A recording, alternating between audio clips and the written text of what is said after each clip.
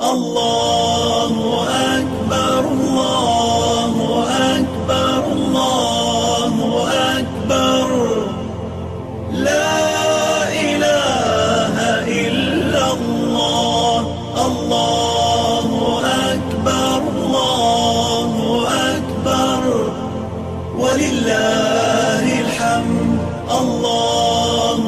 أكبر الله أكبر الله أكبر لا إله إلا الله الله أكبر الله أكبر ولله الحمد.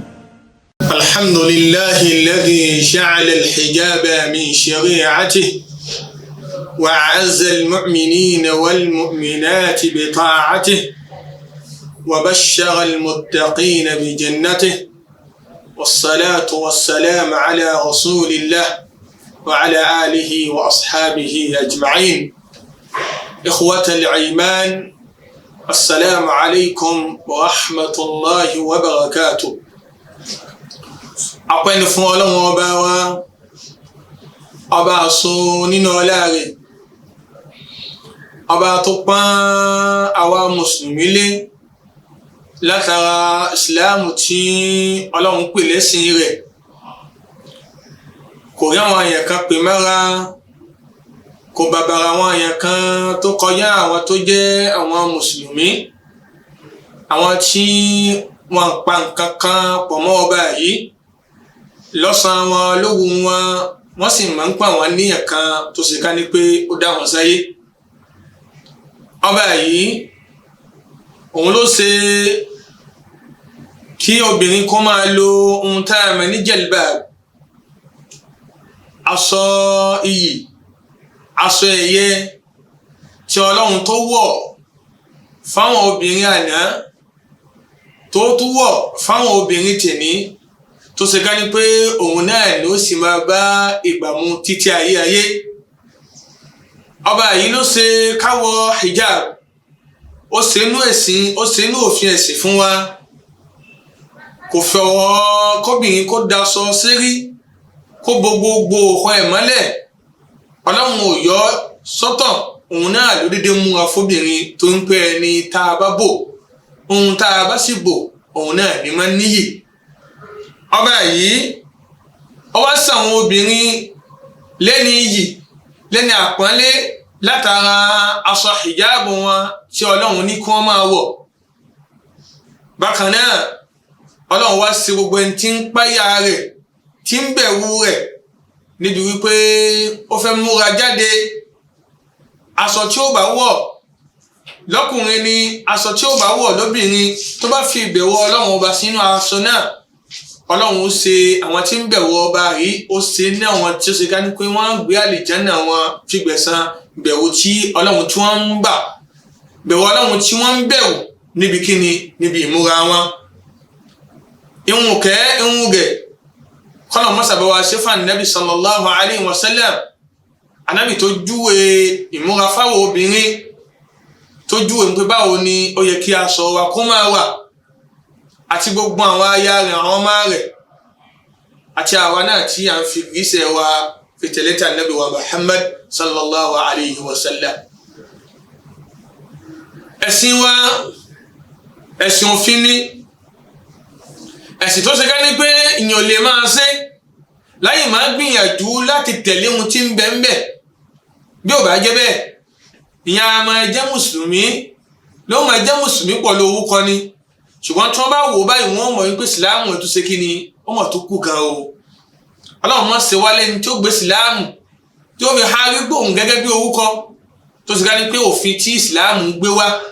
òfin yìí báyìí ìyẹn ó mọ̀ wá tàpá sí. Ọ̀rọ̀ tá à ń sọ yìí, tá a fẹ́ mú wá, tá a fẹ́ fi rán wa létí, ẹ̀yin ọmọ ìyá mi ọ̀wọ́n jù lọ. Ó bẹ̀rẹ̀ lérí àwọn tá a jẹ́ bímọ, bàbá la jẹ́ ni, ìyá la jẹ́ ni, lórí àwọn ọmọ wa tó jóbìnrin. Kàbá wa náà là ń jẹ́ bálé ilé, tó ṣe ká nípa àwa náà ni obìnrin yìí ń bẹ lákàtà wa. Àwa náà la fẹ́ máa wòran níyàwó wa fẹ́ máa jáde nílé. Àwa náà la fẹ́ máa wò ó ní ó sì máa wọ ohun tó wù ní ohun tó ṣe ká ní pé ẹ̀sìn kọ̀ tẹ́sí ò gbà wọlé lójú wa báyìí ni ó sì máa wọ. nígbà míì a tún máa rí pé ọkọ kàbí bàbá kàbí ìyá òun náà ni ó máa wọ ní ó máa raṣọ tó ṣe ká ní pé ẹ̀sìn ò fọwọ́ sí ni ó máa gbé wálé. nígbà tí bàbá bá ti rà tí ìyá bá ti rà kí ni ń sọ fún ọmọ jẹ̀mọ́ wọn ni kọ́ ọmọ máa wọ aṣọ yìí lọ ni. ǹjẹ́ báyìí a sọ fún wa a ṣe làákàyè a ràn wa létí a pè làákàyè wa ṣàkíyèsí nípa hijabul mar'ah aṣọ tí obìnrin máa ń wọ̀ tí máa jẹ́ gàgá tí ó máa gbohun tí ń bẹ nísàlẹ̀ tó yẹ tá a bá ní hijab ohun tí ó máa hánà láti rí ohun tí ń bẹ lẹ́yìn rẹ̀ ohun là ń pè bẹ́ẹ̀ rẹ̀ wa hukmu taghtiyatiha lil wajh àti ìdájọ́ táwọn olùmọ̀ ń lọ tí wọ́n mú wá nípa pé ojú obìnrin wíwò ṣé ohun tó tọ́ ni kàbí kìí ṣe ohun tó tọ́ kí ni ìdájọ́ kóbìnrin kó bojú òun náà ni ohun tí àwọn olùmọ̀ míì máa ń pè ní an-niqab ash-shar'i kóbìnrin kó daṣọ borí náà àwọn bàbá wa ń gbà míì wọ́n ń pè ní ẹ̀há ọ̀ká aya rẹ̀ ó bojú rẹ̀ mọ́lẹ̀. a mú ọ̀rọ̀ àwọn olùmọ̀ wá lórí rẹ̀ tí a fi ṣèrántí fún wa inú ìjókòó wa àti rírí ra wa tí a jọ ń ra wa yìí báyìí ní àkíkọ̀ wọn kí ọlọ́run bá mọ́sà ṣe ní ìjọsìn níwájú ọlọ́run kó ṣe ní ohun tó ṣe ká ní pé a gbọ́ tí ó sì wúlò fún wa kọ́lọ́run wá lò ń sábàbí táwa náà tá a fi dẹni yìí tá a fi dẹni èyẹ látara ohun tá a rìn ní al-hijab ash-shar'i aṣọ tí ìsìláàmù mú wá fún obìnrin kó ba lè máa jẹ́ obìnrin rere láwùjọ tí ó lè máa bẹ. ẹ̀yin ọmọ àyá mi ẹ̀yin pé tí ìsìláàmù bá fún nǹkan kan wá ó súnmọ́ kó jẹ́ ká ní pé nǹkan kan bẹ́ẹ̀ tí ìsìláàmù rí tó fi ní èyí báyìí ò wọlé báyìí ni kẹ́ máa ṣe. kí nìdí rẹ̀ ẹ̀yin pé ìsìláàmù kọ̀ fún wa naha al-islamu ani tabarruj ìsìláàmù kánà ó sì kọ̀ nípa kíni kóbìnrin máa jáde bó ṣe wù kó máa wọ ohun tó wù kó máa gbé òhò kiri ìlú kó máa jẹni tó ṣe ká ní pé ohun tí ọlọ́run bò lára rẹ̀ kó máa bó gẹ́gẹ́ bí tí ọlọ́run ṣe pọ́nlé pẹ̀lú rẹ̀. ẹni pé ìsìláàmù nígbà tí ń sọ̀rọ̀ lọ ó nígbà tóbìnrin bá fẹ́ jáde kó níbi ààyè àpò tó wà torí pé ọlọ́run ṣe lé ní ààyè obìnrin tó máa jẹ́ ààyè ààbò fún àyè bàṣírí rẹ̀. Ọlọ́run sọ fún wa ní Kùránì pé nígbà tóbìnrin bá fẹ́ mú wá jáde o wala tabarrajna tabarrujal jahiliyyatil ula. Ọlọ́run ní tó bá fẹ́ jáde kó mọ̀ wá nú àwọn tí wọ́n máa jáde ní jíjáde àná tó ṣe ká ní pé gbogbo ara náà ni wọ́n sílẹ̀ mo ò tẹ̀lé mọ̀ pé àwọn nǹkan ń bẹ lára tàwọn tó yẹ kí àwọn ṣe kí ni káwọn bò náà mọ̀ wá máa jáde bí o bá fi ọ̀tún lẹ̀ ní ṣíṣí afòsílẹ̀ ní ṣíṣí eríṣiríṣi ló wà lẹ́nìí ẹlòmíì lè lọ sọ́dọ̀ télọ̀ báyìí lónìí ẹgbẹ́ kan ìgbáyà mi ní kẹ òun ní kẹ yọkó ẹlòmíì ò ní bí ẹ̀yìn tòun báyìí náà ní kẹ sáà ti gbò kankan kó lóríṣiríṣi tẹ́ ẹ máa rí ẹlòmíì ò ní ibi ta tòun báyìí náà ní kẹ sáà ti báwọn kókò ló wà dá wàhálà lẹ̀ àwọn oníṣẹ́mìyàn ká tó lè gbé pápá wọn tún máa tẹ kẹ̀kẹ́ báyìí ni wọ́n máa tẹ̀ bẹ́ẹ̀ lọ tí ìsìláàmù sì ní kóbìnrin má jáde ní jáde tó ṣe ká ní pé táwọn yẹn báyìí wọ́n sì máa ní ìyá rẹ̀ náà ló sì gbélé yìí báyìí èyí náà ní ìsìláàmù ló fi ní kí obìnrin nígbà tó wá fẹ́ jáde kó mú wa táwọn yẹn bá rí báyìí kán máa ní hadhihi imra'atun muslima èyí náà lóbìnrin tó jóbìnrin kí ni obìnrin ìsìláàmù wọn náà mọ́sà sàwọn obìnrin wọn bẹ́ẹ̀ torí Ànábì wa Muhammad sallallahu alayhi wa sallam ó ní nínú àwọn tó ṣe ká ní pé wọ́n pọ̀ kọ́lọ̀ wọ́n sẹ̀ àwọn àyà wa àwọn ọmọ wa bẹ́ẹ̀ nílé iná Ànábì ní àwọn obìnrin ní kọ́lọ̀ kó dákun kó sí àwọn obìnrin lẹ́ni tí ó tún àwùjọ ṣe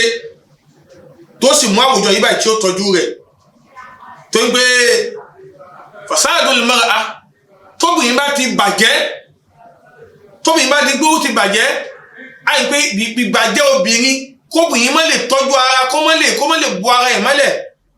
aslu fasadil mujtama ẹ máa ń pé inú ìpìlẹ̀ tó ṣe ká nígbà àwùjọ fi ń bàjẹ́ ni tóbìnrin ọba ti di pé ìwòkò ni wọ́n rìn kiri ìgboro ẹ mọ̀ pé ìpìlẹ̀ kan ni ó máa jẹ́ nú àwọn ìpìlẹ̀ táwùjọ ibi ń ṣe kíni tó fi ń bàjẹ́ wa salahu kí àwùjọ wa dá min salahiha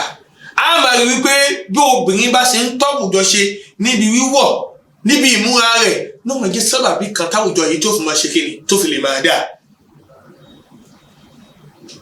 limadha al-mar'atu la takhtajib lidhan kí ló dé tó ṣe ká ní pé obìnrin ò lílá níyẹn láti tọ́wùjọ ṣe kó máa èwo ni Ọlọ́run wọ̀ fóun èwo lọ́lọ́run pa àwọn láṣẹ pé kóun máa wọ̀ nínú àwọn aṣọ tó ṣe ká ní pé ó jẹ́ aṣọ ẹyẹ aṣọ òbùkún aṣọ tó fi máa palẹ̀ aṣọ tí ò ní jẹ́ kí wọ́n lè fi nǹkan tí kò yẹ kí wọ́n fi lọ ká fi máa lọ kí ni tó lè mọ wá rọ́ lóbìnrin tó mọ wá rìn ní hòhò kiri ẹ mọ̀ wípé dha'ful iman wa 'adamul khawf min ar-rahman tẹ́ ẹ bá ń gbọ́ obìnrin ò bá ti jẹ́ obìnrin tó nígbàgbọ́ mọ́ tó bá ti ń gbàgbé pé òun ìṣe mùsùlùmí mọ́ tó bá ti ìmánì bá ti ń tán kó lọ́kàn rẹ̀ táàrí pé mùsùlùmí mọ́ ni tí ó sì bẹ̀rù ọba tó ní kó máa kù láyé àti máa gbé nǹkan tí ò yẹ kó wọ̀ àti máa gbé wọ̀ fún máa jáde kò ní kàákún láti ń pé obìnrin tó fẹ́ múra ẹ̀sìn àmọ́ ń pé tẹ́ bá wà títí tí àmọ́ ń pé ó sì kù díẹ̀ kan lọ́kàn rẹ̀ ohun tí ń jẹ́ kí ni ìgbàgbọ́ àti ìbẹ̀wò Ọlọ́run ọba tí Ọlọ́run ní tó dá sáyé.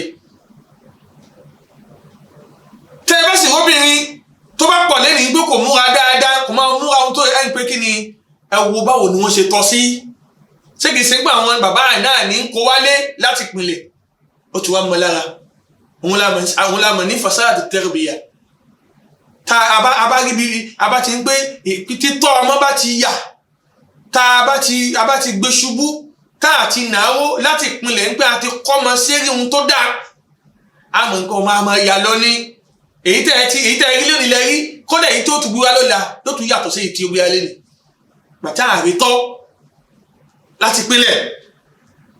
nínú nǹkan tí ò jẹ́ kóbìnrin lè máa wà nínú aṣọ tó dáa nínú àwọn aṣọ tá júwe fúnra wa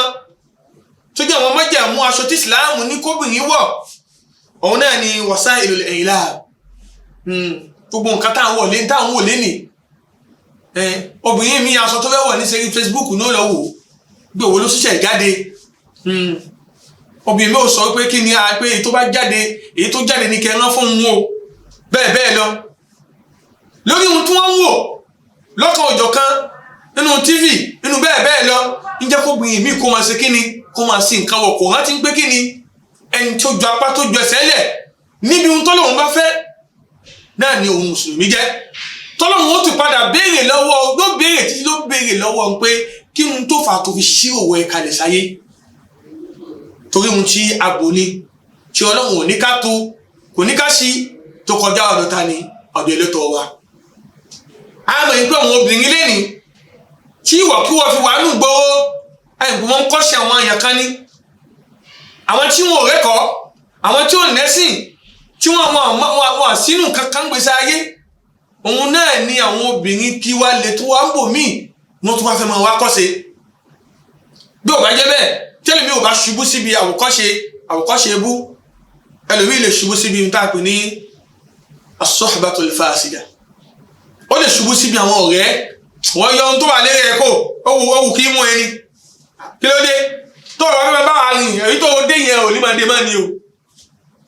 àwọn àgbà ohun tí ń jẹ́ hijabu Ọlọ́run wọ́n gba ẹwu yìí tí ń bẹ lọ́hùn wọn àgbà àwọn àgbẹ̀wò ayé fún subhanallah ọmọ mi lẹ́nìí níbi táwọn ọ̀rẹ́ gbé sí ọ̀tọ̀ lásọ tí ó wọ̀ jáde kó ń lé tó bá yí dé gbowó ọ̀tọ̀ lásọ míì tí wọ́n lọ máa pàwọ̀ fún ìpè kò ní kò tí a ní kò gbé báàgì ká bá gbé báàgì dání wọ́n wo báàgì ẹ̀ wọ́n ní kí ló kó sunu báàgì wọ́n sáà ti wọ èyí tí wọ́n fẹ́ yẹn wọ́n sáà ti wọ́ jáde tó a bá ti dé kí ló fẹ́ wọ̀ táwọn ò ní àmú àfún ẹ kódà ó fún wọn tán ni subhanallah àwọn àgbà yìí lára rẹ̀ àwọn àgbẹ̀ àbámọ̀ fún wọ́n gba àpánlé kò lára rẹ̀ àwọn àgbẹ̀ kíni wọ́n gbé nǹkan ṣètọ́ wọ́n gbèsè lérí ìsìláàmù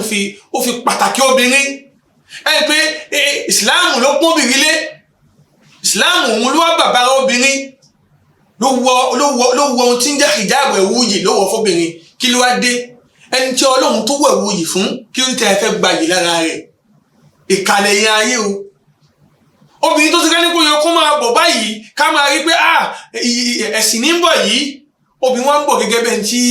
ó jẹ́ pé ṣètánù ní ń bọ̀ bẹ́ẹ̀ tó ti ká ní pé kò násọ lé wọn kò sásọ ní ìlú wọn ó yẹ káwa mùsùlùmí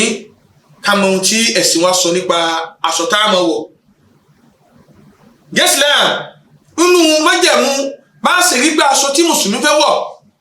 tí ń jẹ́ aṣọ tá a fẹ́ dà sára ni à ń pè aṣọ tí ń jẹ́ hijabu tá a fẹ́ lò yìí an yastura jami' al-badan à ń pè aṣọ tí ń jẹ́ hijab obìnrin tí ń lo hijab oríṣiríṣi hijabu ní bẹ̀lẹ̀ nísìn a rí hijabu ẹ̀sìn a sì rí hijabu ayé a rí hijabu tó ṣe ká ní pé àwọn èèyàn mi ń tara wọn sì náà wọ hijab ọkùnrin bá mi rán aṣọ wọn ni bá mi rán ní tọ́ka àwọn ìjábù tọ́ka àpàwà àwọn ìjábù dèmí bẹ́ẹ̀ lọ àwọn ìjábù chọ́mchọ́m èrí nìkan ló ń fẹ́ bò ṣé wọ́n ní hijabu ní ohun tó ṣe ká ní pé ní ó gbogbo nǹkan tó wọ̀ sísàlẹ̀ àlérí nǹkan kan tó wọ̀ sísàlẹ̀ bèlè ta ṣe ń pé wọ́n tún máa rí ohun tí ó wà lọ́wọ́ ó gbọ́dọ̀ bó látòkè délẹ̀ ní ohun tí ń jẹ́ hijabu nìyẹn ọ̀hun ló bá ní ọlọ́wọ́ ọba nígbàtí ń sọ̀rọ̀ kọ́bìnrin kó bò dáadáa Ọlọ́run ni wala yubdina zinatahunna illa ma zahar àwọn obìnrin wọ́n sún aṣọ wọn tí ń jẹ́ ìjáàbù wọ́n sún mára wọ́n wọ̀ ọ́ débi pé nǹkan kan ò lè jáde níbẹ̀ àlérí nǹkan kan illa ma zahar àyàfi ohun tó ṣe ká ní pé dandan ni òun náà la máa rí tálàyé ń bọ̀ wá bẹ́ẹ̀ ni jẹ́ obìnrin láti bọ́ ara rẹ̀ látòkè à ń pè yín ọmọ ìyá wa tó jóbìnrin sákìyèsí hijabu tó bá ń wọ̀ tó bá ń gbé kò máa dé sàlẹ̀ kò bó gbogbo ohun tó wọ̀ sísàlẹ̀ látòkè délẹ̀ o tí wọ hijabu tí ìsìláàmù ní kò wọ̀ o tún gbé kò nú àwọn tí ń dọ́gbọ́n sí o wọ́n dọ́gbọ́n sẹ́sìn Ọlọ́run ṣe gẹ́gẹ́ bí tí Ọlọ́run ṣe gbé fún Ànábì wa Muhammad sallallahu alayhi wa sallam jẹ́ aṣọ wa tá a fẹ́ wọ̀ ní hijab ó gbọ́dọ̀ jẹ́ aṣọ tí ó bo látorí wa fi dẹ́sẹ̀ wa látòkè délẹ̀ tó bo gbogbo ara wa tí ayé kánbẹ́ ò ní ṣe kí ni kò ní wà ní sí láì mọ́bò èyí tá a sọ yìí òun náà níbẹ̀ ni àwọn olùmọ̀ ti gbé wò wí gbé wá ya pé ẹnu sí wọn lára ń gbé tá a bá ní aṣọ náà gbogbo obìnrin látòkè délẹ̀ ojú pọ̀lú ọwọ́ ńkọ́ ohun tó fà tí wọ́n fi yapa ẹnu ni ṣáyé nìyí pé taghtiyatul wajh kóbìnrin kó bojú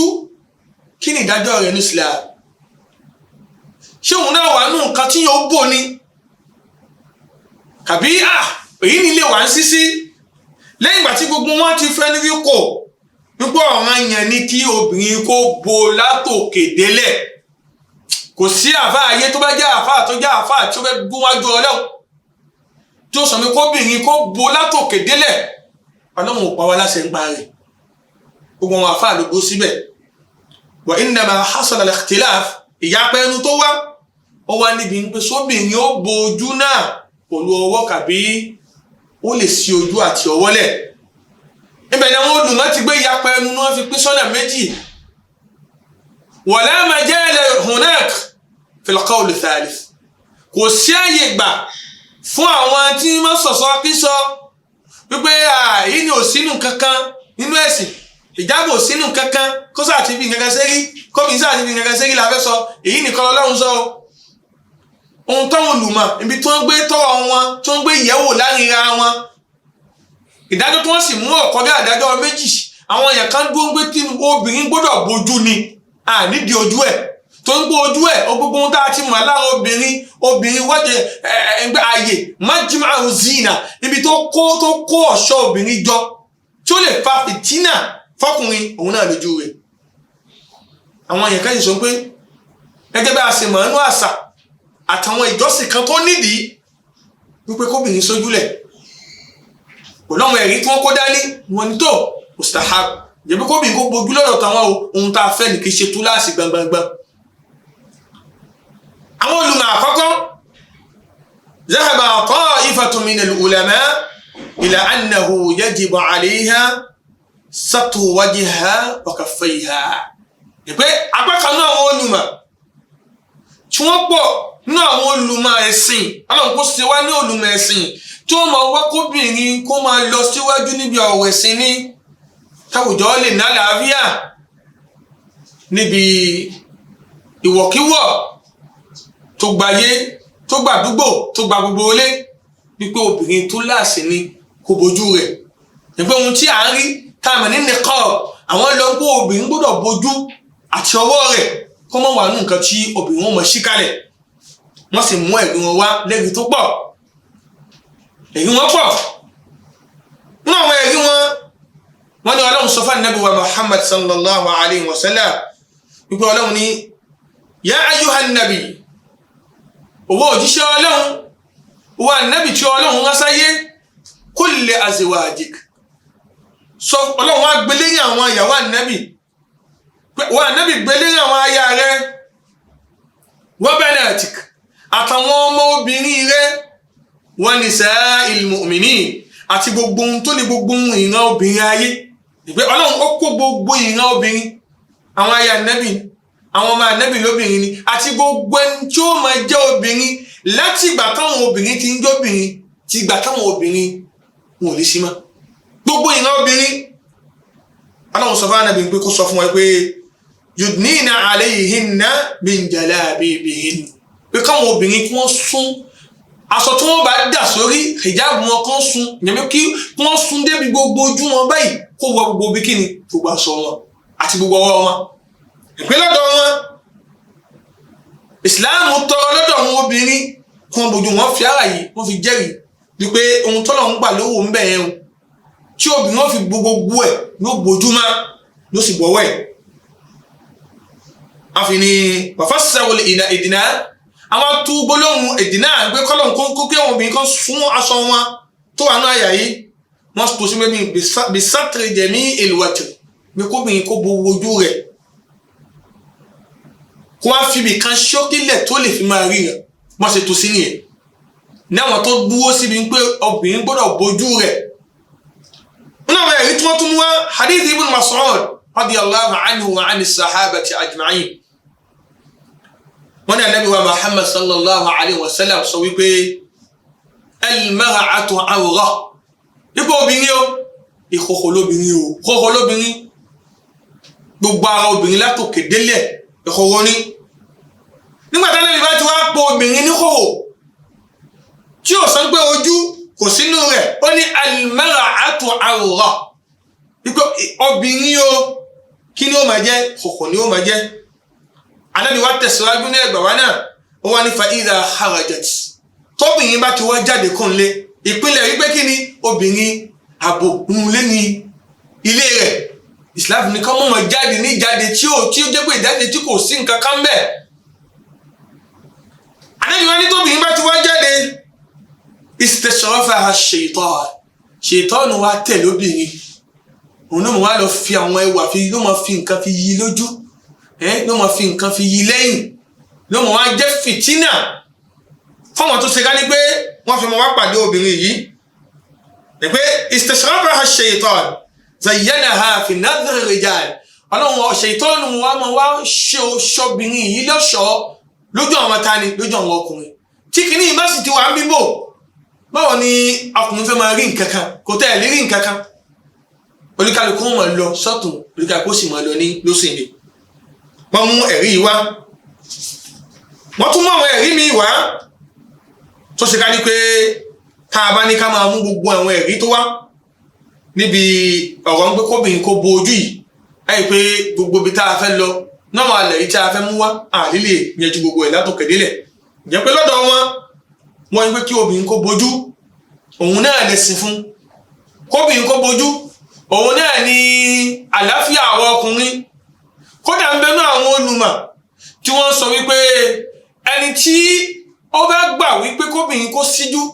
kódà lákìkò tá a wà yí báyìí lákìkò fìtínà yí báyìí ó yẹ kó wà nù àwọn olùmọ̀ tí wọ́n sọ pé èyí tó fi fún alálàáfíà jùlọ òun náà ni kóbìnrin bojú ká lè ní àlàáfíà. Ǹjẹ́ àwọn obìnrin àwọn olùmọ̀ wọ́n lọ síbi pé kóbìnrin kó bojú yìí òun náà ni àlàáfíà. Àwọn ní ó sì pọ̀ pẹ́ báyìí gbogbo àwọn olùmọ̀ tó jẹ́ àwọn olùmọ̀ gidigidi bí tí gbogbo wọn tí wọ́n lọ sí náà ni wípé ká bojú yìí òun náà ni ó fi ní ọlá jùlọ. Kódà àyà tá a kà tẹ́lẹ̀ ẹni tí wọ́n sọ wípé illa ma zahara minha nígbà tí wọ́n fẹ́ tu tẹ́lẹ̀mí lo tafsiri Ibn Mas'ud wọ́n ní Ibn Mas'ud sọ pé kí ni athiyab aṣọ náà gangan òun náà lọ́wọ́ ń gbà lérò. Ṣùgbọ́n ibẹ̀ náà ni ìyapa ẹnu ti gbé wáyé nínú tafsiri mi lọ́dọ̀ àwọn sàhábà ẹ̀yìn gbé gẹ́gẹ́ bá ti sọ Ibn Mas'ud wọ́n ní aṣọ yẹn gangan ni kì í sojú. Àwọn àfáà mi nígbà tí wọ́n fẹ́ tú tafsiri illa ma zahara àwọn sọ pé ojú àti ọwọ́ òun náà ni ohun tó lè jáde lọ́dọ̀ wọn náà ni àwọn ìpín kejì nínú àwọn olùmọ̀ tí wọ́n lọ síbi kíni ila jawazi kashfil wajhi wal kaffayn. Àwọn lọ síbi pé obìnrin ohun tá a lè rí lára ẹ̀ kọjá kíni ojú àti kíni àti ọwọ́ rẹ̀. Ó náà àwọn ẹ̀rí tí wọ́n mú wá ayàtà kàtẹ́lẹ̀ tó pé wala yubdina zinatahunna illa ma zahara minha nípa àwọn obìnrin wọn à lè fi nǹkan kan à lè rí nǹkan kan lára wọn tó kọjá ojú wọn àti ọwọ́ wọn. Nígbà tí wọ́n fẹ́ tú ìkan tí ó hàn àyàfi èyí tó hàn bẹ́ẹ̀ wọ́n ní kíni al-wajh wal-kaffayn wọ́n ní ojú rẹ̀ àti ọwọ́ rẹ̀ òun náà ni ohun tí Ọlọ́run gbà léwu mẹ́. Wọ́n náà wọ́n ẹ̀rí tí wọ́n tún wá mú wá wọ́n ní Asma bintu Abi Bakr arábìnrin yìí tọ́jú ọmọ Abubakar kọ́lọ̀ máa ní yọ́nú sí gbogbo wọn látòkè délẹ̀ wọ́n ní ó wọlé tó Ànábì wa Muhammad sallallahu alaihi wasallam. Ànábì wa ń sọ fún jọ́nà wípé ya Asma Ànábì pé ó kọ́ rẹ̀ wípé innal mar'a nípa obìnrin o iza balagat tó bá ti bàlágà tó ti tóbìnrin lam yaslu an yura minha illa hada wa hada gbogbo tún lẹ́tọ̀ àlàáfíà ò sí ìyẹn ò lè rí nǹkan kan tó lè fi hàn lálàáfíà lára rẹ̀ tó kọjá èyí àti èyí. Wọ́n ní nígbà tí wọ́n fẹ́ ní kí ni èyí tánàbí gbà kí ni tọ̀hún wọ́n ní ojú àti kíni àti ọwọ́. Ṣùgbọ́n nígbà táwọn olùmọ̀ wo hadisi yìí títí wọ́n ní hadisi yìí báyìí kò le tó ń gbé tí hadisi yìí bá jẹ́ òdodo tẹ́lẹ̀ ni fàǹfà tí wọ́n fà yẹn àbáyé pé fàǹfà yẹn ò lè sí má fàǹfà yẹn ò bá lè sí má. Ó ní àwọn ẹ̀rí tí àwọn tí wọ́n dúró wípé a lè rójú obìnrin wọ́n ní inú tó jẹ́ nǹkan àṣà àti nígbà míì inú ẹ̀sìn ẹni pé Ìsìlámù sọ pé obìnrin lè ṣojúlẹ̀ ibi tí wọ́n tún dì mú nìyí gbé nípìnlẹ̀ àmọ́ ìgbóbìnrin sábà bẹ́ẹ̀ pé obìnrin ó lè ṣojúlẹ̀ àti náwọn ààyè kan tí Ìsìlámù sọ pé kó ṣojú àyàfi nítorí fìtínà tóbi má fẹ́ kírun nísìn Ìsìlámù ní kó ṣojú. Tí obìnrin bá fẹ́ ṣe tawaf tó fẹ́ ṣiṣẹ́ tawaf lásìkò hajj obìnrin ní Ìsìlámù ní kó ṣojú tó ń gbé ojú ní ìhìrọ́mù ẹ̀ wà kó ṣí àyàfi ń dẹ̀lì fìtínà àyàfi tí fìtínà bá wà ń bẹ̀ ni kó ṣe gẹ́gẹ́ bó ṣe wá ní hadith Aisha wí kíni àwọn wà daṣọ náà àwọn ò dábojú padà nítorí fìtínà ti ṣe kíni tí ń bẹ ní ẹgbẹ́ ẹ̀tọ́ ẹ dákun ẹ máa bá wa kálọ kọ́lọ̀ wọn fà sáwọ́ ní ẹ̀sán lórí. Allahu akbar Allahu akbar Allahu akbar la ilaha illa Allah Allahu akbar Allahu akbar walillahil hamd Allahu akbar Allahu akbar Allahu akbar la ilaha illa Allah Allahu akbar Allahu akbar walillahil hamd. Alhamdulillah wa sallallahu wa sallama ala nabiyyina al-karim wa ala alihi wa ashabihi ajma'in. Adó ọpẹ́lẹ̀ kan sí fún Ọlọ́run ọba tí ó yọ nǹkan kan lẹ̀ gbẹ̀mí Ànábì wa Muhammad sallallahu alayhi wa sallam nínú àwọn nǹkan tí mùsùlùmí tí ó fún wọn súnmọ́ Ọlọ́run tí Ọlọ́run ó pè ní lẹ́sìn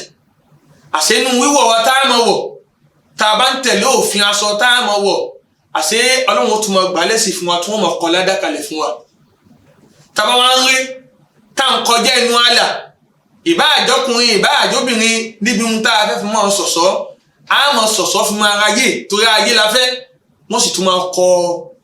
ẹsẹ̀ kalẹ̀ fún wa lórí nǹkan tí à ń wọ ni kọ́nà wọ́n ṣàdáàbòbò ẹnì kọ̀ọ̀kan wa kó ṣe wá lẹ́ni tí ó fẹ́ gbọ́ tọ́lọ́run tí ó fẹ́ gbọ́ tànábì kọ́nà wọ́n ṣe wá lẹ́ni tí ó fẹ́ gbọ́ ti ṣe ìtọ́nù àtayé torí mélòó láyé ẹni tó tẹ̀lé ohun tọ́lọ́run fẹ́ tó wọ́ dáadáa lóko láyé nígbà mélòó ni ò lílọ ẹni tó sì ní ayé náà lòun fẹ́ máa tẹ̀lé kò sí bó ṣe fẹ́ lò títí tí òun náà ò lè padà lọ kí ni ohun tó wà dé tó ṣe ká ní pé àlejò àwọn ẹni rere wa tí Ọlọ́run lò wọ́n sábàbí tó ṣe wọ́n ní àwòkọ́ṣe fún wa níbi gbogbo ẹ̀sìn wa kọ́lọ̀ mọ́sà ṣe ní ìrọ̀rùn fún wa. àwọn tí wọ́n ń sọ wípé obìnrin lè ṣí ojú nínú àwọn ẹ̀rí tí wọ́n mú dání wọ́n ní hadith ibn Abbas hadithi Abdullahi ọmọ Abbas nígbà tó wà lẹ́yìn Ànábì wa Muhammad sallallahu alayhi wa sallam ní hajjatul wada ní hajjá tí Ànábì ṣe tó jẹ́ aṣọ tí ò pé méjì tí Ànábì fi hajj yẹn tọ́lọ́wọ̀n ní kó ṣe mí tó fi dàgbé fáyé wọ́n ní ìjọ náà arábìnrin kan wá láti wá bí Ànábì wa Muhammad sallallahu alayhi wa sallam níbi ìbéèrè fa akhadha al-fadlu ibn Abbas yaltafitu ilayha wọ́n ní ibn Abbas ní ọjọ́ náà ohun obìnrin náà wa kanat imra'atan khusana obìnrin tá ń sọ yìí ojóbìnrin tó yáyì tó rẹwà fa akhadha an-nabiyyu sallallahu alayhi wa sallam bi ziqn al-fadl Ànábì wa gbé ọwọ́ àlùbáríkà yìí ó fi yí ojú Abdullahi ọmọ Abbas ó fi yí kó níbi yíwò tí ń wojú rẹ̀ náà fa hawwala wajhahu ila shaqq al-akhar Ànábì wa yí ojú Abdullahi Abbas ó wá yí kó níbi tí ó ṣe ń wo ọmọbìnrin náà àwọn tó wọ́n ní obìnrin wọ́n lè sí obìnrin lè sójú lẹ́ẹ̀ni àwọn sọ pé bí Abbas tóbìnrin ò bá jẹ́ ojú jẹ́ náà ni Ibn Abbas ò lè máa sọ bá ń pọ́n obìnrin náà sì yá yìí jọ náà túmọ̀ pé ojú náà wà ń sísí ni Ibn Abbas fi rí ojú náà tó bá ti jẹ́ kéèké wọn ní Ànábì gbọ́dọ̀ sọ fọ́bìnrin yẹn láyè yẹn wípé kí ni kí ló fà tó fi ṣojúlẹ̀ tó sì ká ní pé gbogbo ọ̀rọ̀ tá à ń sọ yìí ó ní ohun tí àwọn olùmọ̀ tí wọ́n ní àwọn èèyàn ó ní ohun tí wọ́n sọ níbẹ̀ ni torí ẹ má gbàgbé inú iṣẹ́ kí ni wọ́n wà inú iṣẹ́ hajj ni wọ́n wà tí mú ìtumọ̀ tí wọ́n máa mú ìtumọ̀ wá wípé obìnrin ojú ẹ lè wá sísí lásìkò tó bá ń ṣiṣẹ́ hajj ṣùgbọ́n níbi ìdájọ́ àìkú gbogbo àwọn olùmọ̀ ẹ̀sìn gbogbo wọn náà lẹ́nu wọn kò síbi wípé obìnrin ó bo látòkè délẹ̀ ìyapẹ́ ẹnu wọn kò kọjá wípé ṣọ́ran yẹn ní kábojúmọ́ ni tàbí mustahab ń tá a fẹ́ ìbẹ̀rẹ̀ kan náà ní ìyapa ògbé wáyé táwọn ẹnì kọ̀ọ̀kan nù wọn tí wọ́n sì gbà fúnra wọn lórí wípé bá ṣe dá sọ́rọ̀ yìí tí wọ́n mú ní ohun tí wọ́n fi dájà lẹ̀ tí wọ́n fi mú àwọn ní ọ̀tá gẹ́gẹ́ bí a ṣe máa rí lọ́dọ̀ àwọn olùmọ̀ míì tó ṣe ká ní pé ohun tí ò tí ì tó tí ìyapẹ́ ẹnu yìí báyìí tí wọ́n fi mọ̀ wá nira wọ̀ sínú jẹ́ èyí tó sì wá dá Allahu ta'ala alam tá a bá rí obìnrin tó fẹ́ bojú ká tó mọ̀ ṣe alhamdulillah tó ń pé ojú ẹni tó fẹ́ bù yẹn ló kọ́kọ́ kọ́ àwọn obìnrin ló kọ́kọ́ kó ìran àwọn ọkùnrin kan kó níbi ẹ̀ṣẹ̀ torí wọn ní máa wojú rẹ̀ wọn ní máa dẹ́ṣẹ̀ sí lọ́hùn máa òun náà ló tún máa gba dáadáa lówó pé ń bojú náà fi máa ṣe ìbádà fún Ọlọ́run ọba ohun tá a fẹ́ lò ń bẹ̀ ni pé kí ni kọ́lọ́hún kó sàn àwọn obìnrin wa lóbìnrin ẹ̀sìn kọ́lọ́hún má sìn wọn lóbìnrin ayé tóbìnrin bá ti di obìnrin ayé kò tún sí nǹkan kan mọ́ kò sí nǹkan kan nítorí ayé ti wọ́ lọ bal tu'thiruna al-hayata ad-dunya ayé bá ti wà lára obìnrin kò sí nǹkan kan mọ́ kódà ibi tí èyí tí wọ́n tẹ̀ ní túláàsì ni ẹ̀ níbà lọ́wọ́ tiẹ̀ ṣe bíbi táwọn olùmọ̀ ń yapẹ́ ẹnu sí nìyẹn àwọn ń yapẹ́ ẹnu gbé sí ojú túláàsì ní ká bọ́ ni pọ̀ lọ́wọ́ àmọ́ lọ́dọ̀ tí wọ́n bí àwọn òtẹ̀tì ìjáàbù mẹ́nu ìjáàbù òtẹ̀tì sí ládùúgbò ìyàwó mọ́mù mi ò ní ìjáàbù ìyàwó àbá mi ò ní ìjáàbù ìbòhùn lẹ́mẹ̀rí tó máa gbé séjì káàkiri tó ṣe ká ní pé ohun tí a yẹ ká máa rí káwọn obìnrin kú wọ́n máa rán ní gbogbo ìgbà òun ní kíni òun ni ohun tí ó máa jẹ́ ọ̀ṣọ́ wọn látòkè délẹ̀ kí Ọlọ́run máa kó mọ́tà ṣe ní ìrọ̀rùn fún wa. Ǹjẹ́ níbi ìdájọ́ obìnrin fẹ́ bojú wallahu ta'ala a'lam nígbà tí wọ́n yapa inú tí ìyapa ẹnu wáyé níbi pé ṣé túláàsì ni àwọn ẹ̀ka ní túláàsì ni àwọn asòmí ní mustahab tí a fẹ́ ni pé obìnrin tó bá fẹ́ ó lè bò tóbìnrin ò bá sì fẹ́ ó lè ṣe ṣùgbọ́n wallahu a'lam púpọ̀ àwọn olùmọ̀ ní àwọn olùmọ̀ tó pọ̀ nínú àwọn madhahibi tó pọ̀ àyìnkú wọn lọ sí ni pé èyí tó wà aslam wà astar lil mar'a tó fọ obìnrin lálàáfíà tó fọ àwùjọ lálàáfíà tí ó sì jẹ́ kí gbogbo fìtínà dínkù ní pàtàkì nínú ìṣẹ̀mí tá a lò yí báyìí òun náà ni kí káyìn pé àwọn obìnrin wa wọn lóhun tí ń jẹ́ ohun tí a fi ń gbójú tí ń jẹ́ niqab wallahu ta'ala a'lam. Ǹjẹ́ obìnrin a ní aṣọ tó fẹ́ wọ̀ ní òun láti bo gbogbo ohun tó lè máa jẹ́ ojú rẹ̀ ní látòkè délẹ̀ àti gbogbo ohun tó lè máa jẹ́ ara rẹ̀. Aṣọ tó wá fẹ́ wọ̀ yìí tó jẹ́ aṣọ hijabu yìí nínú àwọn májẹ̀mú tí àwọn olùmọ́kà alla yakuna zinatan fi nafsi káyí pé aṣọ hijabu gangan kó má jẹ́ ọ̀ṣọ́ torí ọ̀ṣọ́ ló wà ń sẹ̀lẹ̀ ní hijabu ló wà lérí ẹ̀ ara obìnrin ọ̀ṣọ́ ni ara ntọ́kùnrin bá rí tí wàhálà ó dé ni lọ́wọ́ fi ní kó bò mọ́lẹ̀ ara obìnrin ọ̀ṣọ́ ni tóbìnrin bá tún múra tán torí ìṣọwọ́ múra obìnrin ó yàtọ̀ sí tọkùnrin ẹni tóbìnrin bá fẹ́ wọ káà àkíkò tí ó lò ló fẹ́ ju tọkùnrin lọ tó bá fẹ́ múra kó tó jáde ló fẹ́ pọ̀ ju tọkùnrin lọ aṣọ obìnrin tó fẹ́ wọ̀ fúnra rẹ̀ ọ̀ṣọ́ ni. Ǹjẹ́ hijabu tó bá fẹ́ wọ̀ sérí rẹ̀ tó bò ó àwọn olùmọ̀ ní alla yakuna zinatan li nafsi kí hijabu yẹn kó má ti gbọ̀ṣọ́ nígbà tí hijabu bá tó wá padà tó wá jọ̀ṣọ́ tó yẹ pé hijabu gẹ́gẹ́ tó wá di ohun tí yàn tó wá tó òun ló tó wá jọ̀ṣọ́ mọ́ lára kí làbá ní hijabu tó wá ń wọ̀ wàhálà náà ò tí ì ṣe kí ni àti ìbọnú wàhálà ni Islam fẹ́ pé kí aṣọ obìnrin tó bá fẹ́ wọ̀ náà hijabu náà tó fẹ́ bò mọ́lẹ̀ tó yẹ hijabu yóò fẹ́ fi bò ní fẹ́ fi bò fẹ́ lòmíì ni ẹ lè rí obìnrin gbọ́dọ̀ mọ jowó ọkọ yìí pé baálé mi ló ní mú láti máa bó fún ni nígbà tó obìnrin ń gbé jáde pé máa fún wọn tán lónìí àwọn wọn dà mọ̀ wọn rí nǹkan owó obìnrin bẹ́ẹ̀ ó ti gbàgbé pé òun ní ọkọ lé nígbà tó tóbi tó ní o tó fẹ́ fún ọ lọ́wọ́ ọlọ́mìn ta àwọn àtà báwo ni wọ́n ní sọ pé àwọn fẹ́ kówó lè gbà báwo náà ní máa sáré kiri gbà báwo ni wọ́n ní kó sùn fìtínà ìgbóhùn láti bò fún àwọn àtà ẹni tó ní gangan òun náà òun ló mú wá sí kíni ló máa gbéra fún yẹ pé ìjábò tá a fẹ́ wọ̀ mú gangan ìjábò náà gbọ́dọ̀ jẹ́ ọ̀ṣọ́ níbẹ̀ ni àwọn obìnrin tá a bá hijab tá a bá ti ń gbé ìjábò yìí ti ń bẹ́ràn yìí o ilé ìgangan fún ara rẹ̀ ó dàbí tí wàhálà wà lára yìí o ti máa wo eléyìí báyìí ìṣègbówó tún dàrú o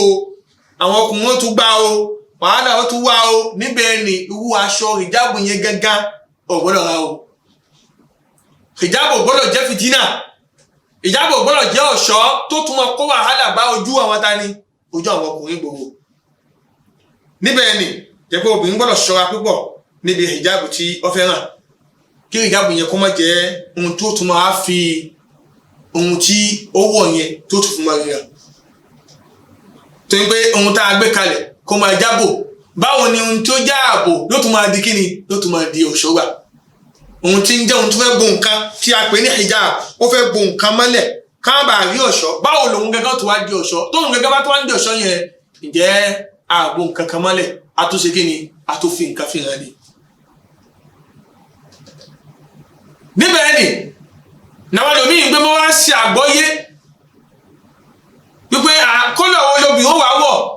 Islam ò mú kólọ̀ obìnrin o wípé kólọ̀ báyìí ni dandan lobìnrin gbọ́dọ̀ wọ̀ nínú hijabu ẹ̀ Islam ò fún obìnrin ní kólọ̀ gbogbo kólọ̀ tí ẹ̀sìn ò bá ti kọ̀ tá a bá ti ń gbẹ̀ nǹkan káwọn mẹ́tẹ́sì kọ̀ gbogbo kólọ̀ lobìnrin lè lò fi lo hijabu ẹ̀ ṣùgbọ́n èyí tí ó súnmọ́ níbi wípé kì í sábà fi tó wà lẹ́yìn ẹ̀ òun ni dúdú ẹni gbé bí ẹmọ́ wà ní òkùnkùn dúdú àti tètè yíyàn wàhálà ni dúdú máa ń gbogbo ẹ máa kì í yẹ jẹ́ kí yẹn rí nǹkan tó wà lẹ́yìn ẹ̀ ni nàwọn sàhábà fi fẹ́ràn láti máa lo dúdú láti máa ń ráwọn obìnrin míì táwọn náà máa fẹ́ràn láti máa lo dúdú àmọ́ kì í ṣe tó láàsì a rí nínú àwọn sàhábà míì tí wọ́n lo kólọ̀ tó jẹ́ kólọ̀ bí omi orí bíi vet bẹ́ẹ̀ pé kólọ̀ yẹn ń ṣe problem kí ìjáàbù yẹn gangan kó sáà máa ń jẹ́ kí ni ọ̀ṣọ́ jẹ́ kí àwọn obìnrin kí wọ́n ṣọ́bẹ̀ ẹni dáadáa inú báwo ni aṣọ hijabu obìnrin yìí tó wà an yakuna ath-thawbu safiqan la yashiffu amma tahta bí obìnrin aṣọ tí obìnrin fẹ́ wọ̀ obìnrin náà aṣọ náà gbọ́dọ̀ jẹ́ aṣọ tó yẹ pé tó kì díẹ̀ kó má fi ihun tó wà nísàlẹ̀ kó má fi mọ́ kó wà èpẹ́ kó má jẹun tó wà transparent tí wọ́n máa ń gbé ó wà hijabu ni àmọ́ kò sí gẹ́gẹ́ mẹ́ kò sí gẹ́gẹ́ mẹ́ ó wà hijabu àmọ́ àtún rí ohun tó wà ní kíni tó wà ní ìsàlẹ̀ ohun tó wọ̀ òun ó sì máa ní òun bò nǹkan ni òun ó sì máa ní òun wọ hijabu ni àmọ́ hijabu tó wọ̀ yẹn bí pé àkókò máa wọ̀ àtún rí gbogbo ohun tí ó wà nísàlẹ̀ tó fi jẹ́ pé Ànábì wa Muhammad sallallahu alaihi wasallam nínú àwọn obìnrin Ànábì ní ìran méjì obìnrin kan bẹ kọ́nà ọmọ sí àwọn ìyàwó wa kọ́mọ́ sí àwọn ìyá wa kọ́mọ́ sí àwọn ọmọ wa bẹ́ẹ̀ gbé àwọn ìran méjì inú àwọn obìnrin min ahli an-nar Ànábì ní wọ́n mọ̀ wà nínú àwọn tí wọ́n mọ̀ jára lé náà Ànábì ká àwọn àkọ́kọ́ ní nìsá kasiyat ariyat kasiyat ariyat Ànábì ní wọ́n mọ̀ ní àwọn wàsọ ní o kasiyat wọ́n mọ̀ ní àwọn dasọ́búra àmọ́ bá ń ṣe dasọ́búra tó ariyat Ànábì ní kí náà tó wà kòkò náà tó wà subhanallah yẹ láàfin máa rí àwọn èèyàn lé ní pé ń lọ òun mọ̀ ní òun wàsọ ní o àmọ́ nú ẹ̀sìn kí ló wà ó tún gbé wà ní kòkò ó gbọ́dọ̀ wà ní kòkò ló tún wà ní jẹ́ pé obìnrin gbọ́dọ̀ sọ nǹkan tí ó fẹ́ wọ̀ torí Ànábì inú àwọn obìnrin bẹ́ẹ̀ tí wọ́n ní àwọn wàsọ tó yẹ pé kòkò náà tó wà yẹn Ànábì ní la yadkhulna al-janna Ọlọ́run mọ́ sí wá bẹ́ẹ̀ Ànábì ní wọn lè wà al-janna kódà wọn lè gbóhùn kíni wọn lè gbóhùn al-janna jẹ́ àwa tá jẹ́ bímọ lóbìnrin àwọn ìyáálé bákan náà àwa tí a jẹ́ àwọn ọkọ ìyàwó kánà kéèsì àwọn ìyàwó wa hijabu wọn kọ́ mọ́ jẹun tí jẹ́ nǹkan tí ń fi nǹkan fi hàn inú àwọn ohun tá láti rí lára hijabu obìnrin an yakuna fadfara ghayra dayyiq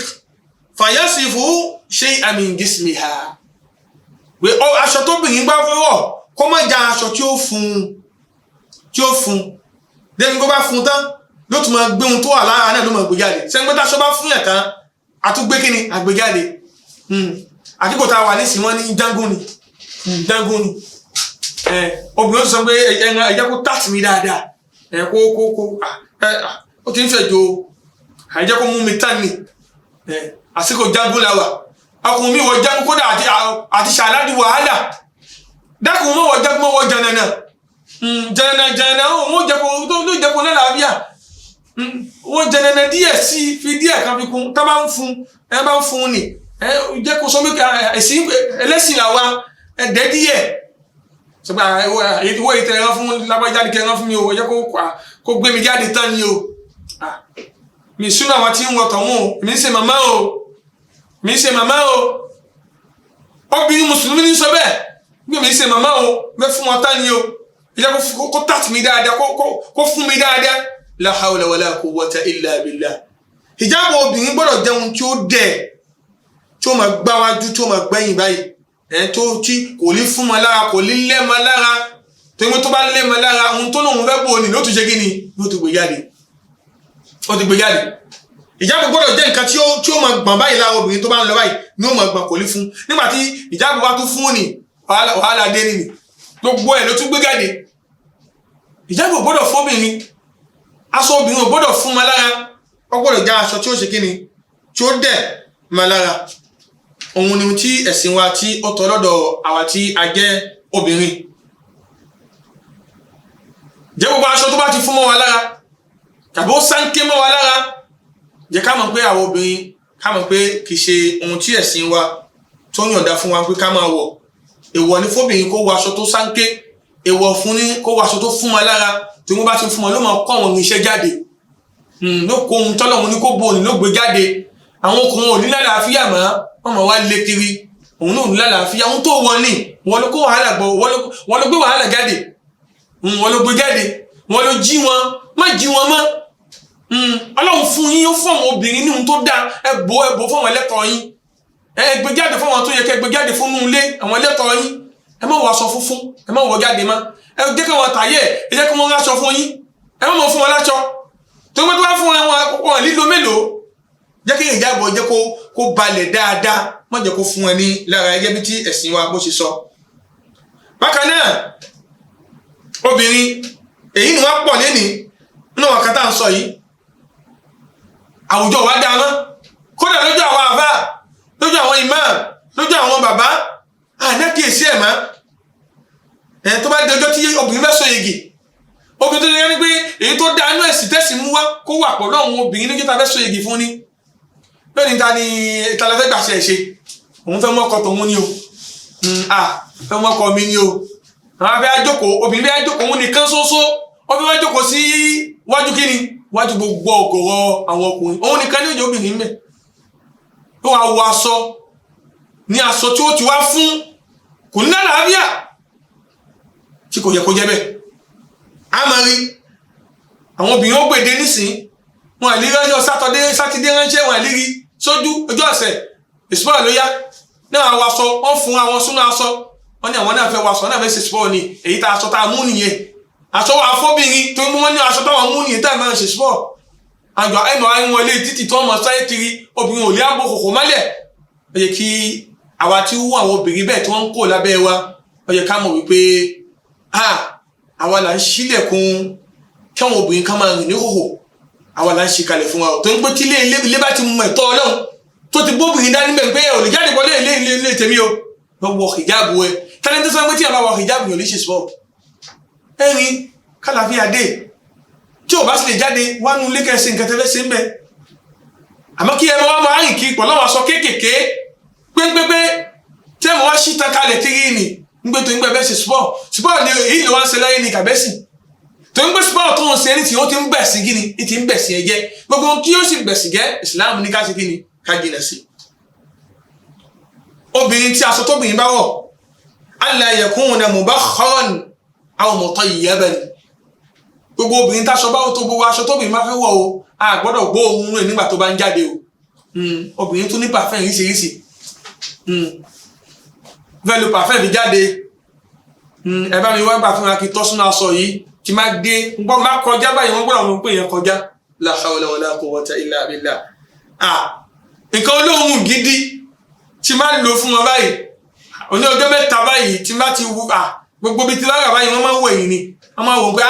ìmọ́lẹ̀ ló kọjá ó fi àmì lẹ̀ síbí ni bẹ́ẹ̀ ni wọ́n mọ̀ wá mi kí obìnrin lo pàfẹ́ yẹn pàfẹ́ jáde o wọ́n lè lo nǹkan ìpọ̀lọ́ ọkọ̀ ẹnu ilé àmọ́ ńgbà tóbìnrin bá ti ń jáde obìnrin lo pàfẹ́ Ànábì wa Muhammad sallallahu alaihi wa sallam hadith Abu Musa al-Ash'ari wọ́n ní ayyuma imra'ah Ànábì ní èyíkéyìí obìnrin ista'tarat tó lo nǹkan olóòórùn famarrat ala qawmin tó wá rí kọjá lára àwọn ìjọ kan ó rí kọjá lọ́dọ̀ àwọn bọ́ìsì àdúgbò ó rí kọjá lọ́dọ̀ àwọn ọmọ abẹ ó rí kọjá lọ́dọ̀ àwọn tí ìwà tó fẹ́ fi hàn tó wá rí kọjá láàrin wọn liyajidu min rihiha kí wọ́n lè mọ gbọ́ nípa lára tó wà lára rẹ̀ kí wọ́n lè mọ jísòwò ẹ̀ kí wọ́n lè mọ ń pè yàn kọjá kí wọ́n lè mọ pé ọmọ jọ ọmọ lọ obìnrin gbóbìnrin mi ìmú ẹ kọjá bẹ́ẹ̀ láti fi lè ràn wọn ọkùnrin náà tó wà ń bẹ́ẹ̀ ni Ànábì ní fahiya zaniya Ànábì ní olóṣì náà ni Ànábì ní gbogbo obìnrin tí bá ń jáde tí wọ́n ti ń fún wọn ní nǹkan olóhùn káwọn ọkùnrin lè máa gbá ká máa dísòwò ẹ̀ káwọn ọkùnrin lè máa wò ó Ànábì ní fahiya zaniya Ànábì ní obìnrin oníṣìnà ni máa ń ṣe bẹ́ẹ̀ o obìnrin lo nǹkan olóhùn gbà wọ́n fẹ́ jáde o àyílò kọ́n bà jẹ́ zaniyat shar'an kọ́n bà jẹ́ oníṣìnà nínú ẹ̀sìn wa jẹ́ kóbìnrin kó ṣọ́ ibẹ̀ ẹni dáadáa tó ń gbé gbogbo ohun tí o bá ti ń wò tó bá ti wọ̀ tó o ti fún ní nǹkan olóhùn yẹn lóhùn yuharrik da'iyat ash-shahwa kí ni a máa ṣe kí ni a máa gbé ọkùnrin dìde ohun tó bá ti wọ̀ yẹn tó bá kọjá gàbẹ̀ ló máa jẹ́ kí nǹkan wọn fún wọn àlíwà dáadáa wọ́n máa dìde pé obìnrin ò gbọ́dọ̀ jẹ́ tó mọ̀ wá kó fìtínà sínú ìlú látara ohun tí ó wọ̀ ni ó yẹ kí kó ṣọ́ra ń bẹ́ẹ̀ ni kíní yìí ó wà náà àwọn ẹ̀ṣẹ̀ ńláńlá táwọn obìnrin ò nákèésí ẹ̀ lénìí ọkùnrin òun ni Ọlọ́run yọ̀ǹda fún kó máa lò tó bá ń jáde àmọ́ obìnrin látara fìtínà tí ń bẹ lára rẹ̀ ni tí ó kó wọnú ìlú wọnú àdúgbò wọnú ìjọ ni Ìsìláàmù ní kí obìnrin ni kó wọ́n máa lo nǹkan olóhùn nígbà tí ó bá fẹ́ jáde. inú nǹkan tí a gbọ́dọ̀ rí lára hijabu wa tá a gbọ́dọ̀ sọ alla yushbihu lisan alla yushbihu libasa rijal ká ní pé aṣọ tóbìnrin bá fẹ́ wọ̀ hijabu tó bá fẹ́ lò kàbá aṣọ rẹ̀ kó mọ̀ jọ aṣọ ọkùnrin. àjọ ń dun nísìnyí bàtà náà ti wọ́n jíìnì ẹlẹ́mi ló wà wọ̀ báyìí àjọ wọn ni tí ò fẹ́ bo mọ́lẹ̀ obìnrin wa kó sínú àkó gbogbo nǹkan jáde àwọn yóò máa wò pé ilé yóò sì wọ ẹ̀kọ́ tó kò ń lé ní wa kó sínú aṣọ tó ju aṣọ ọkùnrin èèwọ̀ nílẹ̀ sí wa èèwọ̀ ni àyí fi aṣọ tóbìnrin fẹ́ wọ̀ àfi ilẹ̀ fi obìnrin gbọ́dọ̀ jọ tiwa tó ń gbà ànábì ó làánà ànábì ni la'ana rasulullah sallallahu alaihi wasallam al-mutashabbihina min ar-rijali bin-nisa wal-mutashabbihati min an-nisa bir-rijal. ìran obìnrin tó fún máa ṣe bí ọkùnrin níbi aṣọ tó fún máa wọ̀ ẹ̀sìn ṣe kí ni ẹ̀sìn ṣe ní léèwọ̀ fún wa jẹ́jẹ́ kí obìnrin kó ṣọ́ra nǹkan tó fún máa wọ̀ kò gbọ́dọ̀ jẹ́ nǹkan tó fún máa jọ ìkan ọkùnrin ní àwọn kan tí ó fún máa lò. tó ń gbé ẹ̀sìn wa farraqa bayna ar-rijali wan-nisa níbi àwọn nǹkan àmì ẹ̀sìn fi ìpínyà sáyìn ọkùnrin síta ni sí obìnrin yẹ báyìí ni kóbìnrin ṣe báyìí ni kọkùnrin ṣe yẹ pé obìnrin ò gbọ́dọ̀ máa bọ̀ ká máa ń pé kí ní bọ̀ yìí ọkùnrin ni kó wá délé ká sẹ́gbà ọkùnrin àti lágbájá ni kò yẹ kó jẹ́ bẹ́ẹ̀ ìmúra obìnrin ó gbọ́dọ̀ yàtọ̀ sí kí ni ìmúra ọkùnrin lóye jẹ́ pé obìnrin gbọ́dọ̀ máa lo hijab zalika adna an yu'rafna fala yu'dhin ọlọ́run ní kẹ́ máa lo hijabu yẹn òun náà ló súnmọ́ táàfì máa mọ̀ pé àwọn obìnrin ní bọ̀ yìí báyìí àwọn obìnrin yìí ní àwọn obìnrin ẹ̀yẹ ní àwọn obìnrin ìsìláàmù ní jẹ́ ó yẹ kí obìnrin kó ṣọ́ bẹ́ẹ̀ nínú nǹkan tó obìnrin gbọ́dọ̀ tún ṣọ́ obìnrin mùsùlùmí níbi aṣọ rẹ̀ an la yushbihu libas al-kafirat kí aṣọ wọn kó mọ́ ju aṣọ wọn gèfèrí subhanallah ní ọjọ́ mariage obìnrin méjì kò síwájú àwọn àbá ó tún lọ gbé àbẹ̀bẹ̀ dání ó tún fi nǹkan táwọn ọ̀tọ̀hún náà máa ń lò níjọ́ tó fẹ́ ṣe mìíràn obìnrin ò lọ hijab ó fẹ́ jókòó wájú wọn ní kó jókòó kò tẹ̀ tó fi gẹ́gẹ́ sẹ́rí ohun tó wá fẹ́ fi sẹ́rí ò kọjá ìbohùn tàbí àwọn pé ìkọ̀kọ̀ tó jẹ́ ìbohùn táwọn tẹ̀ tó máa ń lò ó wá lọ jẹ́ ohun tí nǹkan bí fìlé táwọn ọ̀tọ̀hún máa ń lò fi ṣe màráàjì wọn ni òun lóbìnrin wá gbé wájú ó wá gbé wá kòkò tán gbogbo àyà gbogbo ó ṣí ilẹ̀ gbogbo makiye tàbí wọn ni wọ́n ń pè gbà wọ́n tọ́jú wọ́n ju nǹkan sí gbogbo ẹ̀ báyìí ní wọ́n sílẹ̀ gẹ́gẹ́ bí táwọn Nasara àwọn Yahudi ń ṣe ni bẹ́ẹ̀ náà ló wọ́n mú wa ló tó wá gbé àbẹ̀bẹ̀ dání tó fẹ́ fi máa fẹ́ ra gbogbo eré ẹ̀ báyìí látòkè náà kò ní sí kankan bẹ́ẹ̀ ló tó wá jókòó wọn ní owó eléyìí láǹṣọ èdè fún kálá eléyìí báyìí bó bá tẹ bá sọ èdè fún léyìí bẹ́ẹ̀ náà ló máa rìn kiri torí ẹ ti sọ èdè fún ẹ ti fọwọ́ sí pé bẹ́ẹ̀ náà ló yẹ kó máa wọ̀ ẹ fọwọ́ sí mú bẹ́ẹ̀ náà ló yẹ kó máa wọ̀ torí màá tó ti jókòó síwájú àwa tá a jẹ́ ni tó yẹ tá a nẹ́sìn lọ́wọ́ tá a sọ pé níbo ló gbé ń bọ̀ lọ́pàá ọ̀rọ̀ fún òun náà láti bẹ̀rẹ̀ ló mọ̀ pé àṣẹ àìwọ̀ ọbẹ̀ inú ẹ̀sìn ó wá jókòó síwájú wa ó ti tètè ó ti tọ́ mú ó ti tọ́ gbogbo ẹ̀ ó wá sí gbogbo eré náà kalẹ̀ báyìí ó wá ń fẹ́ra báyìí níwájú wa wá jókòó bẹ́ẹ̀ láì borí subhanallah lẹ́yìn tí fi ń kọ́ṣẹ̀ wọn ta ni àwọn ẹlẹ́sìn míì obìnrin mùsùlùmí mú abẹ́ o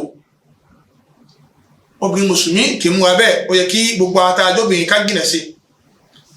bákan náà obìnrin ò gbọ́dọ̀ wà náà tí ó mọ̀ wọ aṣọ kárí mi libas shuhra gbé aṣọ tí ń wọ̀ lé mi tí bá débẹ̀ kò sólú ẹ̀ wọ́n gbọ́dọ̀ mọ̀ pé ọba dé wọ́n gbọ́dọ̀ mọ̀ pé ìmọ̀lẹ̀ dé wọ́n gbọ́dọ̀ mọ̀ pé àìràwọ̀ dé ní aṣọ tó fún mọ́ dámà ìsìláàmù kọ́ fóbìnrin obìnrin gbọ́dọ̀ jẹ́ obìnrin mùtàdáyìnà ọgbọ́dọ̀ jẹ́ obìnrin tẹ́sìn ó wà lára rẹ̀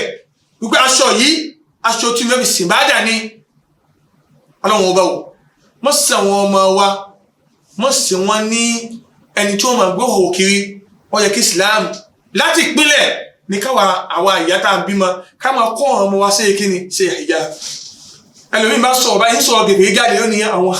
àwọn egun náà wọ́n lè yí o tí ó wò yí mú wọn ni subhanallah mùsùlùmí ní sọ bẹ́ẹ̀ tó ń gbọ́ àwọn obìnrin tó wà ní hijab kódà lónìí tẹ́ bá débò mí báyìí ẹ̀ ń gbọ́ àwọn ní hijab ní wọ́n wà lọ́tọ̀ wọn tó ń wọ́n bú wọn ni àwọn tó sì ń bú wọn yìí kí ni àwọn náà mùsùlùmí ni wọn. ìsìláàmù ọmọ ohun tí ń jẹ́ bòrí o kò mọ ìbòrí kẹta ń gbé kiri tá à ń gbé séjìká kiri torí ìyẹn lè gbé ìyá àbùsẹ́ jìká ọlọ́run ò ní ká gbé séjìká kí ló ní ká ṣe ó ní ká wò ó ni ká fi darí látòkè délẹ̀ àmọ́ ìbòrí ayé léjìká ẹlòmíràn fi gbé jìká ìbáyìí ló mọ̀ gbé kiri báyìí òun náà lè sọ pé kó ń lé ló wà gbé èjìká ní èsì mọ́ gbé kiri bẹ́ẹ̀ mùsùlùmí ò ń ṣírò kalẹ̀ ayé léjìká obìnrin gbogbo tí ọlọ́run ti fóbìnrin káyọ ìyapẹnu tó wá níbi ojúkò látòkè délẹ̀ ẹni tó bá ti wọ̀ ìjábù tó wá kà kò sí nǹkan tí ń jẹ́ bẹ́ẹ̀ dèmíkà kò sílẹ̀ rẹ̀ tẹ̀rísánkì ò sílẹ̀ ó gbọ́dọ̀ wà látòkè délẹ̀ kódà níbi tí ànábì ní ọ̀dà fún obìnrin dé obìnrin zéèlì thawbil mar'a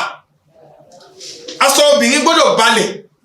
ló kalẹ̀ débi kó wọnú hadith ànábì sallallahu alaihi wasallam gbé kódà tí wájú bá ń kó ẹ̀gbin báyìí kílẹ̀ sí wọn ẹ̀yìn wọn ṣe ẹ̀yìn àtúmọ̀ fọ́ọ́mà ẹ̀yìn àtúmọ̀ ṣe kíni ẹ̀yìn àtúmọ̀ fọ́ọ́mà èyí ni ń tọ́ka sí pé obìnrin ó gbọ́dọ̀ bo ara ẹ̀ mọ́lẹ̀ ní ọ̀ṣọ́ ló jẹ́ iyì ló jẹ́ fún àwùjọ tí ó bá wà ó yẹ kí àwọn obìnrin wa kí wọ́n sì mọ̀ bẹ́ẹ̀ wípé ẹni ààbò lòun ẹni iyì lòun ọlọ́run ti bu àṣírí tòun kò tó wá yẹ kí obìnrin gẹ́gẹ́ fún ara rẹ̀ kó máa wá túnà síra rẹ̀ kó máa gbé nǹkan kòkó rẹ̀ kó máa gbé kiri àwa tá à ń lọ bí ibi ṣíṣe obìnrin mi fẹ́ kó ní ọkọ rẹ̀ kòkó ní gbọ́dọ̀ lẹ́yìn pé sọ fún yín pé táwọn fẹ́ ṣe ìyàwó a máa sọ ni ó ní sọ ìyàwó yẹn a fún wọn tán ní léèsì la mú bẹ́ẹ̀ ni ṣé ẹni tó lọ wọ iléèsì kò nílò fi léèsì fún wọn níbi tó wọ̀ kébí lọ́nà àfi lọ́yàn wọn lọ́hùn òtó ẹ̀ ní kò fẹ́ fi lo hijab ṣètọ́nù tí wàá wà láàyè wa gbogbo aṣọ tó o bá rán o gbọ́dọ̀ lo hijab sílẹ̀ látòkè délẹ̀ ọ̀ṣọ́ rẹ talẹ́ntó ní ọkọ rẹ tó wà nù ilé ló ní ọ̀ṣọ́ rẹ kí ọlọ́run ọba kó mọ̀ sí àwọn ìyàwó wa lẹ́ni tí ó máa rìn wò kiri àwọn ọmọ wa kó mọ̀ sí wọn lẹ́ni tí ó máa rìn wò kiri tí wọ́n máa wá wò ká nípa àwọn múra ni tó ń gbé ànábì sọ pé ń bẹnu wọn tí wọ́n wà sọ báyìí tó ń gbé má ṣe wà sọ tó kí náà tó máa jẹ́ ẹni kòkò ní wa ọlọ́run ọba kó fi òdodo fi hàn wá mùsùlùmí kó wá ràn wá sí láti lè máa ṣe kó fi aṣọ wa fi hàn wá kó fún wa ní àtìlẹ́yìn àti lè máa lò bẹ́ẹ̀ ni kọ́lọ̀ kó ṣe àwọn ẹnìkọ̀ọ̀kan wa هذا وصلى الله وسلم على نبينا محمد وعلى آله وأصحابه وسلم تسليما كثيرا والسلام عليكم ورحمة الله وبركاته الله أكبر الله أكبر الله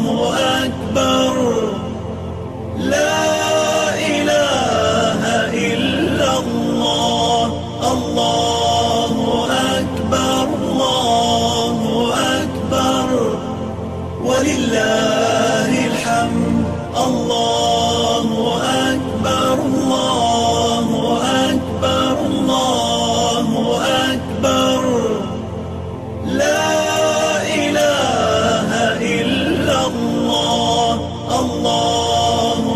أكبر الله أكبر ولله